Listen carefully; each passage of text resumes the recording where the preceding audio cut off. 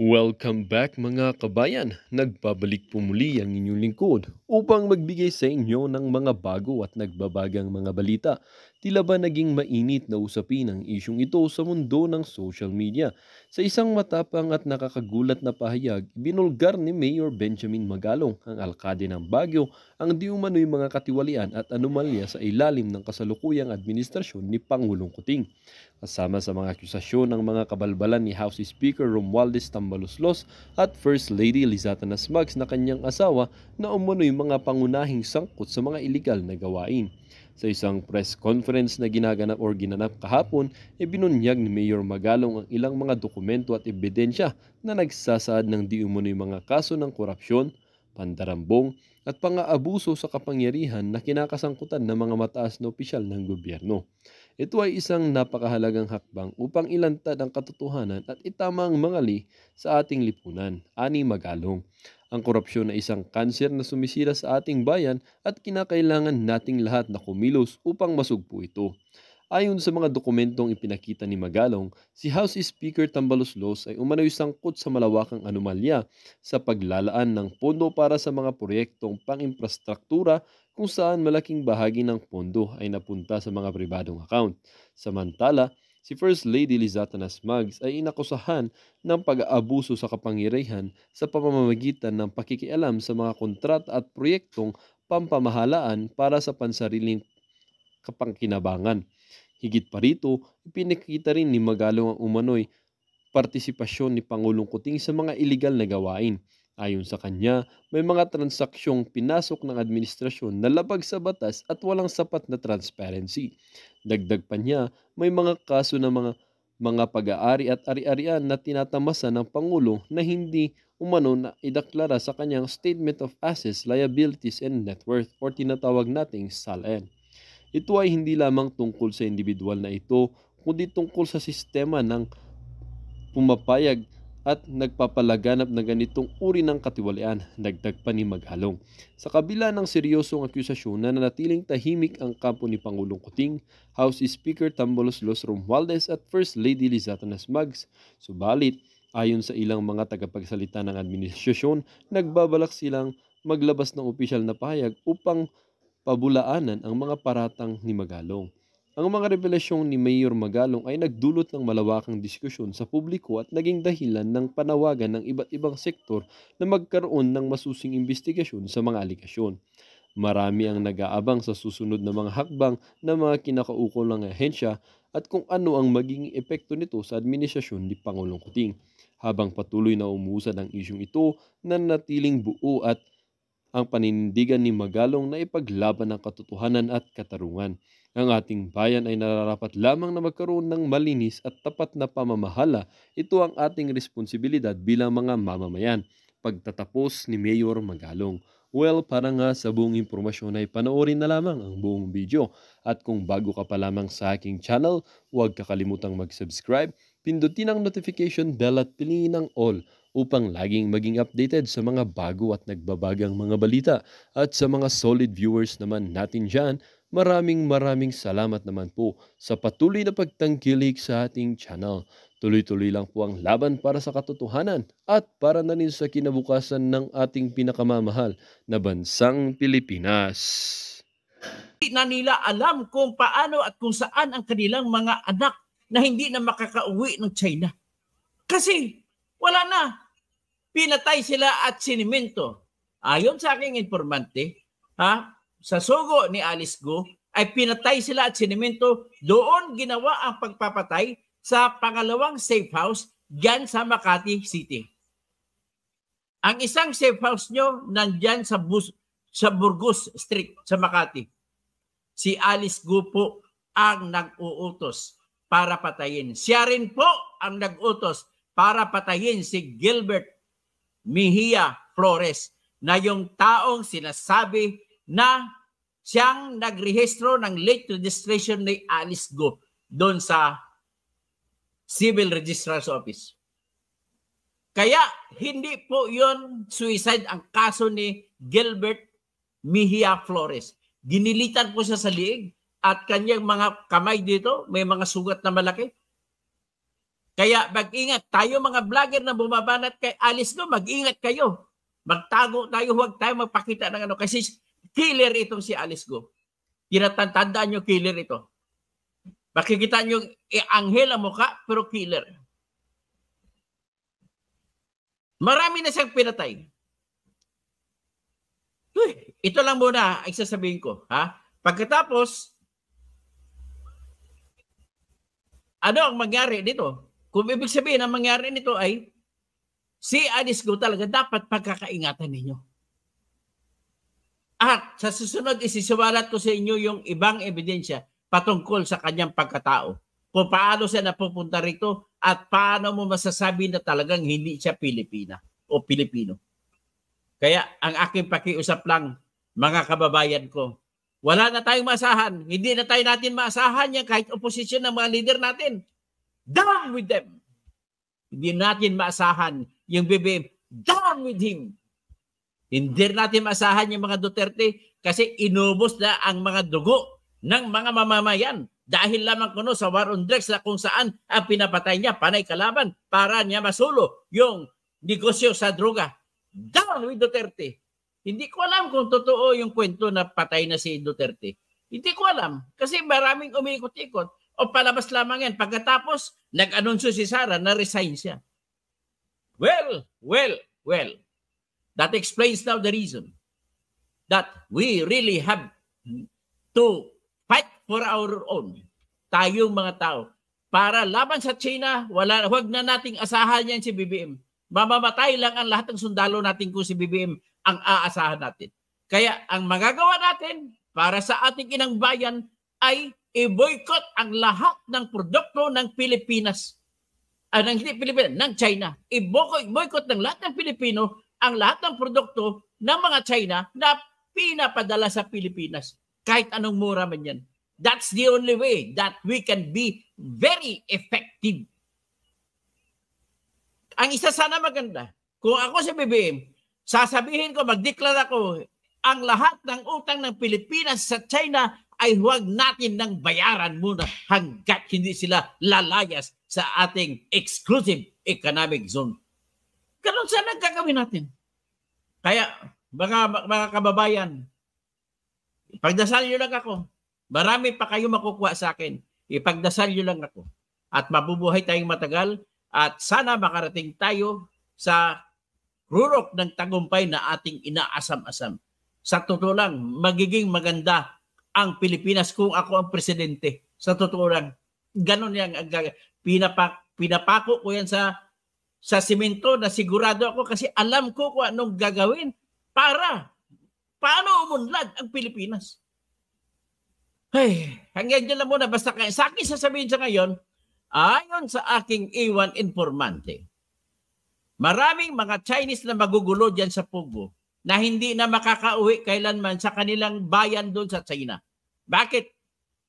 Siniminto na sila at binaon kung saan man at hindi na sila makita kailanman at sila ay naglaho parang bula. Kaya ang gagawin sana dito ng Bureau of Immigration, alamin ninyo sa listahan ninyo yung mga Chinese na dumating sa Pilipinas at hindi na nag-apply ng visa extension at hindi na bumabalik.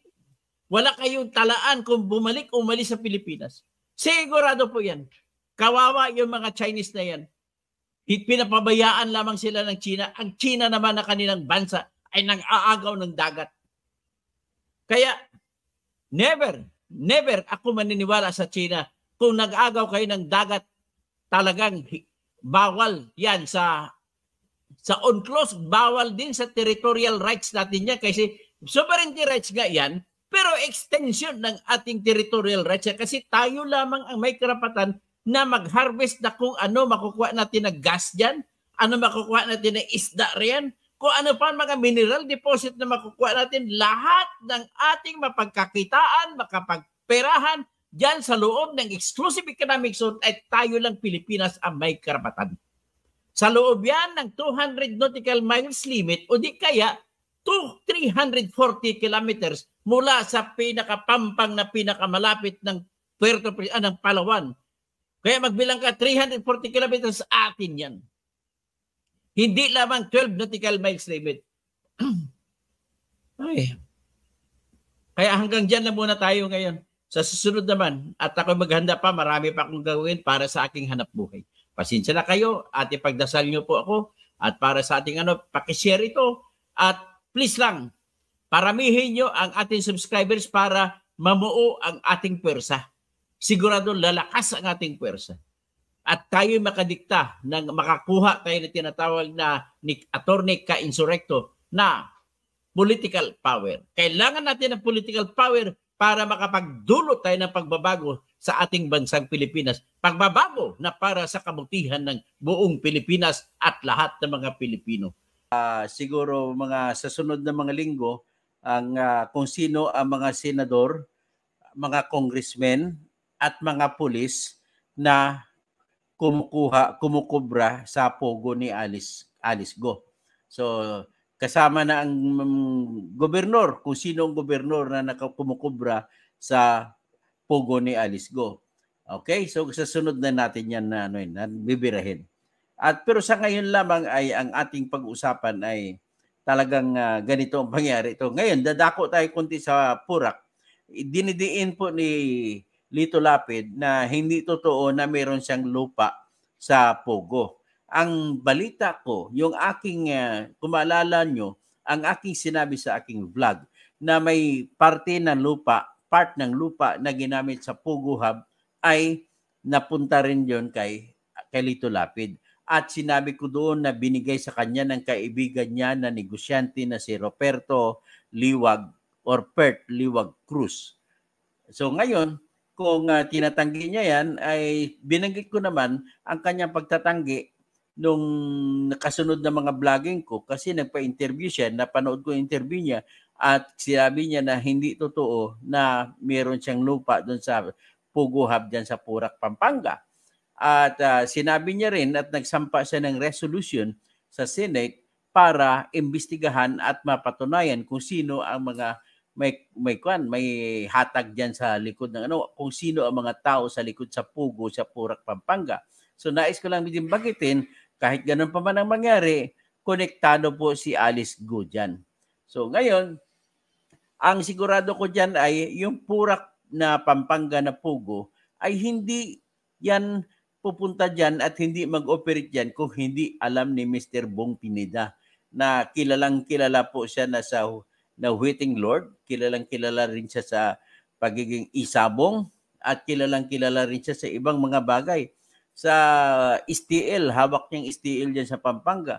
Ang alam ko po yung STL na ginagawa nila dyan sa Pampanga ni Mr. Bong Pineda ay hindi mananalo ang mga tao dyan. Pero kung matumal na at wala nang tataya ng mga Kapampangan, ay bigla na lang may pinapanalo sila. Pero alam na nila kung paano papalabasin na numero na nakabase sa STL. Siyempre sila rin na magbubulan yan.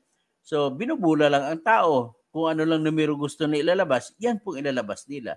Kaya po sa bansa natin dito ay hindi na talaga uunlad kung ganito lagi ang mga politiko natin.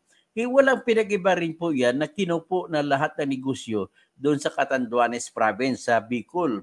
Itong Bicolanong Inchik na si Philip Cua na Vice Governor ng Catanduanes at saka si Joseph Cua na Gobernador ng Catanduanes ay totoong Chinese sila, hindi sila Pilipino. Pinalusot din kagaya kay Alice Go. Kaya ang nangyari, nanalo pa sila na gobernador. Siyempre, control pa nila lahat ng negosyo dyan sa loob ng Catanduanes.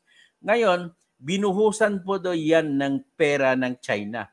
Alam mo naman ng China, sa base sa mga istorya na narinig ko sa isang vlogger na sa Singapore, taga Singapore, sinasabi niya na yung spy game nitong mga Chinese ay matindi pa kaysa Mossad na spy. Sa Mossad kasi ang ginagawa nila, nagbabudget ng pera yung Israel para pang-budget sa mga spy na makukuha nila mula sa kalaban.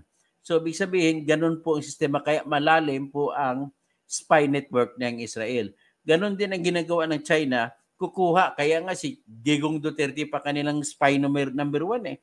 So, ibig sabihin, hindi rin sila nagre-rely doon. Nagtanim din sila ng kanilang spy, kagaya kay Alice Go. Marami pang iba. At lumalabas sa investigasyon ng House of Representatives na kagaya kay Willie Ong na nahuli sa droga, siya ay nagiging Filipino citizen at bumili pa siya ng mga lupa.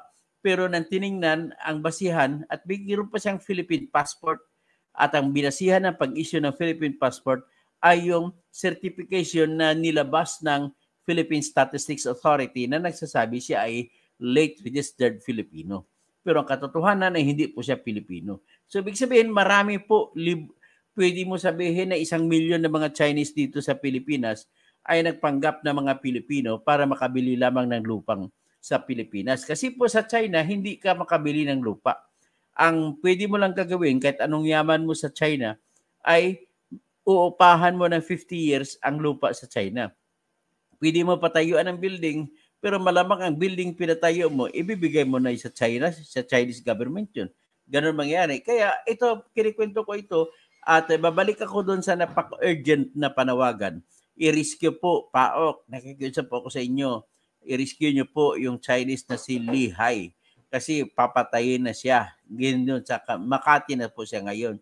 Siya po ay natalo sa bingo at umutang siya sa junket ng Pugo at 700,000 po at pinapatubos siya sa kamag-anak. Kung hindi siya makabayad, sigurado po siya papatayin sa ngayon at sisimentuhin para wala na pong trace at hindi na malalaman kung saan siya. So, ganun po ang aking masasabi sa ngayon. So, ngayon, magsashoutout na lang muna ako. Fred Garcia para sa mga politikong manluloko. Yun, dahil po sa mga, hindi lang politiko, pati mga empleyado natin sa gobyerno, yung mga korap, tumatanggap ng pera, taga Bureau of Immigration, kaya nakapasok itong mga na to, na mga Chinese na to, napapanggap na Pilipino, sa ating sa Civil Registrar's Office, sa Philippine Statistics Authority, maraming mga sindikato dyan. Kaya tigilan na niyo po, maawa po kayo. Kasi ito, lulusobin tayo ng China, hindi lang sa pamamagitan ng armas, sa pamamagitan ng pera na bibilihin nila lahat ng lupa dito. Ganun po mangyayari. Kaya nakiusap ako sa inyo. Panawagan, no? Shout out kay Danny Agpalo ng USA. Kay Palaboy, hello, Sentoto, watching from Cabanatuan City. Tapos si Bernardo Minjula Idnalagim. Brad, morning, good morning, Kabunyog, Senator, Dr. Attorney, Engineer, Katotohanan Kausing. Salamat. Tapos si John Labandero, hindi siya nag-post, ng comment. Taga Mindoro yan, no? Shout out sa inyo, John. Makikita rin tayo sa Mindoro. Sa Fed Garcia, Danny Agpalo, Be Safe Attorney, Margie Brack. Good morning, Attorney, watching from Westminster, California, USA. Richard Villases, I salute you, Attorney Engineer, para malaman yung mga buhaya, mga politiko sa pwesto. Ako si Rick Villases, as mo lahat. At kay get rid of people behind Pogo, Marie Chris Anin. So Zenny Tesner, Palaboy, good morning, Santoto. Magandang gabi, Attorney Kausing, ingat po. So ipagdasal nyo lang ang kaligtasan ko kasi lagi magbabantay ako para sa katotohanan. At kung maging senador na ako, mananalo, mas lalo kayong magkakaroon ng benepisyo kasi gabi-gabi po, ganitong oras magla-live po ako. At isisumbong ko sa inyong ginagawa ng mga kapwa ko senador. Nag-text na ako sa PAOK officers. Nag-text na ako kay Winston John Casio, kay Sir Kidato, at saka kay General Gilbert Cruz na gawan lang ng paraan na ma-rescue yung si Li Hai na nagkautang ng 700,000 pesos sa bingo na talo siya dyan kay Alice Go at nakaschedule na po siya papatayin. So anytime now, kung hindi daw siya makabayad ng 700 at pinapatubos siya sa kamag-anak ni Li Hai. So ngayon, ito po ang ating pinapakita. At ito po sa ngayon, wala pong pinakamahalaga sa ngayon ng mga vlog ko, kundi ngayong vlog ko kasi dito po, this now involves the life or death of a person named Li Hai, isang Chinese po, na nandoon na sa, nilagay na siya sa safe house sa Makati ni Alice Go at papatayin na siya. At sana, makapaggagawa ng paraan na may rescue ng PAOK itong Chinese nito. So, I never expect kasi ganito lang. Ngayong gabi lang po na ipadala sa akin ang informasyon at hindi ko naman babanggitin kung sino, pero naipadala ko na rin ang informasyon na ito sa kay General Gilbert Cruz. Hoping gising sila ngayon at magawa ng paraan at alam ko na marami silang hindi dinisko sa publiko na mga safe houses ni Alice Go. At alam ko mga safe house niya dito sa Makati. Ang isa dyan sa Burgos Street. So anyway, ito pala yung style nito ay isa patuloy pa rin kahit na sinasabi mo na raid. Yun po ay patuloy pa rin yung operation. Ito yung siguro yung tinutukoy ni Sir Winston John Casio na mga packet-packet, mga small scale na mga pogo. Lumipat-lipat, umuupa ng bahay at hinati-hati yung mga trabaho. So ito yung siguro mga tinatawag na mga parang small scale, sabihin natin small scale na mga pogo na mga tao dito nang galing din doon sa pogo na malaki bago ni raid. At tandaan niyo yung pogo na malaki nung ni raid ay nakabase sila sa search warrant na hawak nila na inisyu ng Branch 14 ng Malolos Regional Trial Court. Pero itong Malolos Regional Trial Court, bago pa makapasok ang PAOK kasama yung CIDG at mga staff, ay tinawagan na sila ng judge, ng tao ng judge sa RTC Branch 14, binabawi ang search warrant. At ang sinasabi ay may depekto, babawiin mo na. So, ibig sabihin, kahit na binawi niya, ay nakapag-isip pa rin, matatalino kasi sila ni General Gilbert Cruz. Produkto ito ng Philippine National Police Academy. So, nakapag-isip sila ni Giancasio at saka ni Kidato na tao niya na kung anong gagawin. So, nakapag-apply sila kagad-agad ng application, ng search warrant sa ibang korte. This time, dito sila sa Branch 45 ng San Fernando City RTC. At nabigyan din sila magkagad. Ang problema lang ay ang naabutan nila ay mga 187 katao na lamang.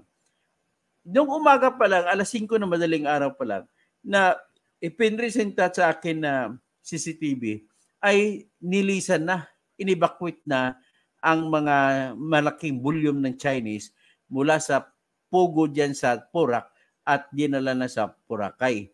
So ngayon, ang Boracay, pero Boracay yun. Ngayon may connection niyang Porac na Pogo kaysa at saka sa Bamba na Pogo. Ngayon, itong sa Bamba na to, Mapugo, ang mga tao dyan, iba-iba mga palang ginamit, pero sa kanila pa rin yan. At ito may isang Chinese na hindi nakabayad ng kautang na 700,000 sa bingo ay dinala na sa Makati Safe House. At every now, ante nila kung baka mapapatayin. Kaya nagnanawagan ako na matinding panawagan sa PAOK na gawan nyo na paraan na ma-rescue yung Chinese nito. At I hope na marinig ni Alice Go itong aking live sa ngayon at alam niya na may bibisto na siya at alam niya baka mag-isip siya na hindi niya itutuloy kasi mas lalong malalala ang kaso niya kapag ginawa niya ito. So, siyempre, marinig din sana ng pamilya nitong ni Lihay ang sinasabi ko para magagawa din sila ng paraan kung paano gagawin. So anyway, nais ko lang din i-reveal sa inyo ayon sa aking A1 information na ang style na pagpapatay gumagamit ng mga scout rangers, ito si Alice Go. At ang ginagamit nila na baril para sa pagpatay ay yung mga paltik, yung mga walang yung mga o di kaya hindi man paltik, original man pero walang mga loose firearms, wala sa record ng Philippine National Police Firearms and Explosives Office ng PNP. At ang paborito nila pong gamitin, hinahanap nila yung mga baril na nagamit na sa mga anti-drug buy-bust operation. At ipinatong at least diyan mo makikita, kaya tinatawagan ko po yung Philippine National Police, i-check nyo po yung mga baril na nakuha ninyo sa mga buy-bust operation at sigurado ako baka nawala na yan at kinuha na binigay para gamitin na naman sa ibang operation kagaya nito gagamitin ito kasi kanina mga alas 12 ng tanghali ay nagbigay ng impormasyon sa akin ang aking A1 informant na nagpapahanap sila ng baril na gagamitin. Ang tawag nila laruan. Maghanap ng laruan kasi may pagkagagamitan. So ito ngayon po ang ating nakikita sa ngayon. So sa ngayon, mga kababayan ko, ipagdasal natin na makaligtas itong Chinese na ito. Kawawa naman siya. At ang kasalanan lamang niya ay nagiging sugapa siya sa sugal at umutang siya sa junket. May junket kasi diyan sa sa sa Pugo. So umutang siya, natalo siya, hindi makabayad. So sa ngayon ay pinapatubos siya. So kidnapping for ransom po ang nangyari sa kanya. Dinala siya, kinukulong siya muna doon sa safe house sa Makati.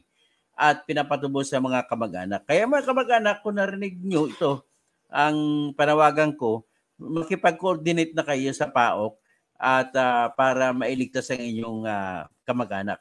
Ganun lamang po ang aking may tutulong dito sa ngayon. At very urgent po ang aking panawagan sa ngayon. At nais ko lang pala ibabalita sa inyo na sinampahan na ako kanina ni Senator Lito Lapid ng kaso sa National Bureau of Investigation. At ang kasong sinampa sa akin ay hindi ko alam kung ano, pero malamang libel, cyber libel. Pero bakit nagtataka ako at bakit niya sinampa dyan sa kaibigan niya na hepe ng Anti-Fraud Division ay chief ng Anti-Fraud Division, magrereklamo ako laban sa iyo kasi hindi mo na jurisdiction ng cyber libel. Ngayon, kung maaari, huwag mong tanggapin ang kasong yan kasi hindi mo jurisdiction yan. Una bes, isusumbong kita sa bagong hepe ng NBI na si Judge Jaime Santiago. Sharpshooter pa naman yan. So ngayon, at ang nag-anunsyo pa naman si Judge Santiago na bilang hepe ng NBI, ang kanyang number 1 na priority ay ang cyber crimes. So ibig sabihin, titingnan niya ng isang top priority itong kasong sinampa sa akin ni Lito Lapid. Dapat sa Anti-Cybercrime Division o sa Cybercrime Division ng NBI yan babagsak, hindi sa anti-fraud. Ang fraud kasi yung mga estafa, klase-klase mga fraud, pero karamihan dyan estafa. So, pwede rin papasok dyan yung illegal recruitment kasi may elemento dyan panluloko yan. Pwede rin papasok dyan yung iba pa, yung mga scamming, mga syndicate, yung mga ginagawa ni Hector Pantuliana na may kaibigan din pala ni Alice Go. Sa susunod ko na isiwalat kung paano ang kanilang relasyon. So anyway, at ang concern ko lang ngayon sa panawagan, itong may isalba sana itong Chinese na ito. So sa ngayon, ang aking masasabi bago ako alis sa nito, gusto kong bantayan ninyo, isisiwalat ko po. Well, dito nga nagtatapos ang bidyong ito. Kayo naman po ang aking tatanungin mga kabayan. Ano naman po ang inyong mga reaksyon sa balitang ito? Ang ating comment section ay bukas para sa inyong mga samot-saming reaksyon at komento. Lagi niyo pong tatandaan na bilang isang mamamayan ng bansang Pilipinas at bilang isang butante at bilang isang matapat na mamamayan na nagbabayad ng buwis dito sa bansang ito ay kailangan din natin magsalita at mag-react. Huwag kakalimutan, do not let your thoughts left unspoken. As citizen of this country, your thoughts matters. Muli po, kung bago ka pa lamang sa aking channel, huwag kakalimutang mag-subscribe at pindutin ang notification bell upang laging maging updated sa mga bago at nagbabagang mga balita. Huwag din kakalimutang mag-iwan ng like at i-share ang bidyong ito upang ang inyong pamilya, kaibigan at kakilala ay maging aware din sila sa kung anong nangyayari sa ating pinakamamahal na bansang Pilipinas.